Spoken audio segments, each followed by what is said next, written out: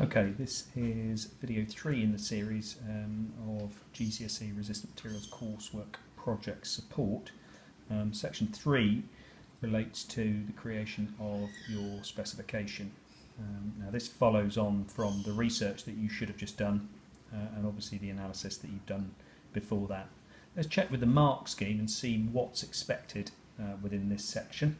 I know this is something we're familiar with and aware that there are mark boundaries, but let's see what we're aiming for within this section. We zoom in on the top mark boundary. We can see that there's 6 marks available for this section as a total, which means it's the same as the section above, which was the research section, which also was 6 marks. Now what's interesting about the specification is, whilst the research section encompassed 4 to 5 pages of research, actually your specification can be completed in 1 hour and actually be on 1 page, but it's still worth that 6 marks. So it's an important thing and should be a section that we can achieve well in. Right, so this is asking for us to create a specification where most of the points are realistic, technical, measurable, and address some issues of sustainability. So it's important that within our specification we have a section that's specific to sustainability, and we also ensure that our points have this kind of technical, measurable side to them. Second part of the specification is also asking us to justify the points developed from the research. So there needs to be, within the language you use, within the written work that you produce, some link to the idea of justification and link to your research. So why have you got this specification point? Is it because, for example, within the interview your client said that they particularly wanted this? If that's the case, then obviously you need to put that in, and that then ticks this box whereby you're justifying the point and you're also linking it to research. Okay, the next box down, the 3 to 4 marks, you'll see that the thing that is missing within here is that idea of the mention of sustainability. So if you fail to mention sustainability within your specification, you are immediately trimming off possible 2 marks and you're dropping into this box. And then you can see how that then becomes slightly more simplified as you get down to the lower grade boundary, which is the 1 to 2 marks. So this is the one we're aiming at, and we just need to make sure that we've mentioned all of the things that they ask for within this top mark boundary. So what's the sheet going to look like? I'm going to be working on A3 format again.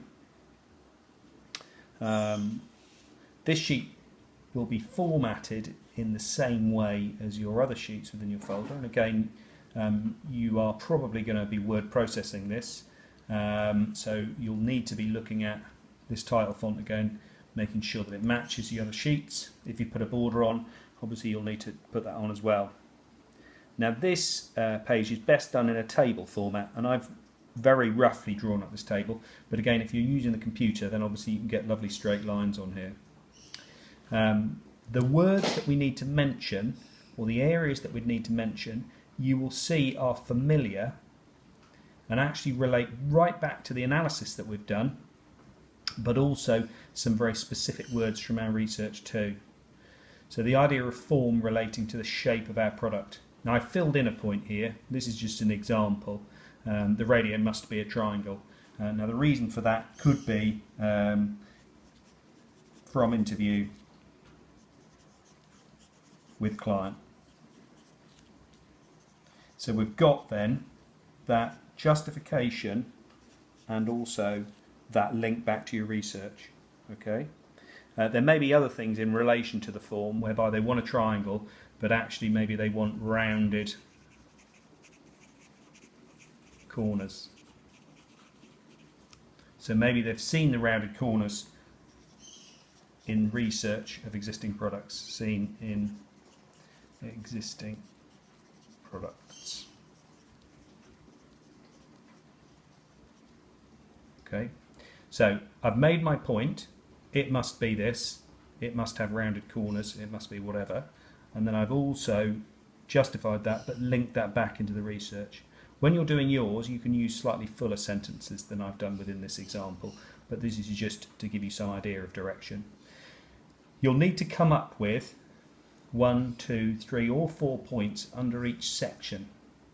The more thorough your specification is, the more likely that you'll hit that 6 marks that's offered here. But you do need to make sure that you mention all of these things. Sustainability particularly, because as soon as you don't mention that, obviously you drop 2 marks immediately. Okay, the other thing that I'd like you to do within this, as well as coming up with points for each of these and material, for example, when you've done your interview, you're going to have a clearer idea of the material that your product's going to be, so you can specify that in here and you can give a reason. You should also have some idea of costing. Ergonomics is all about whether the product is comfortable to use. So for example, your client may have said within the interview that they wanted to make it portable and it was going to have a handle on it. So within ergonomics you may talk about the idea of a comfortable sized handle, and that's something that's measurable. Okay. User requirements. So again, within the interview they may have mentioned something specific that you could add in there and then link that back to the research in this end column. The idea of technical and measurable, we've ticked that box obviously by having things like size and weight in here, because when you've made the product at the end of the project, you can test whether you've done that by measuring it. So that's what the exam board mean when they talk about technical and measurable. Okay. The final thing that you need to do as you're drawing this together is to colour code each section. So I've got some coloured crayons here, but if you colour code just the box that relates to the area, so for example all of those points associated with form are going to be in red, and then we're going to have function coloured in green. If you're using a computer, obviously this is much easier, and then sustainability in another colour, and so on. So you have a different colour for each of these boxes. Now this is something that we're going to be using when we get onto the design ideas section, which is the next section along, where you'll need to reference these points within your design work, and there's a very simple way of doing that using then colours rather than rewriting everything out again. Okay.